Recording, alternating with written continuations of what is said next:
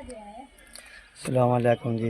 निक्के निक्के छोटे मेरे बच्चे ना मजदूरी करना भट्ठे की जोड़ा कमांदा सारा कर्जे में जी रह जाता है। तो घर वाली मेरी फौत हो 3-4 साल पै जी हो गए ना, तो कोई पूरी कोई नहीं पाँदी, ना आटा ना कोई नहीं जे भट्ठे का कर्जा देना 9 लाख रुपया जी। चार मेरी बेटियाँ ना, ये रोज़ाना महीने जी। तो आप पकाने आप मैं खाना जी, कोई टाइम को नहीं जी लगता जी। कोई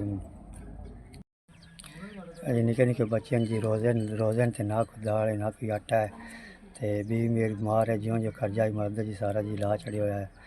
हर अस्पताल में जी लै गया उसको जी पूरी नहीं पाँदी पी जी, हकदार है जी ज़कात दा जी।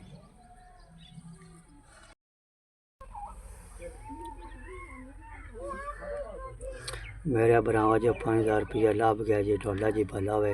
4 मेरी बेटियां 2 मेरे जी बेटे ना, तो भट्टे का काम जी करदा जी, आप आटा गुनदा जी, आप रिंदा पकांदा। घर वाली मेरी जी बहुत हो गई है जी। मेरे भरावें च 5000 जड़े थे, आटा ले आऊँ घ्यो ले संगया, दाल ले संगे, बालन ले संगया। निक्के निक्के मेरे बच्चे जी, लून ले मर्चां ले जी है। मेरे बच्चे रोटी खाने से दुआ दे चला वसदे रहो जी।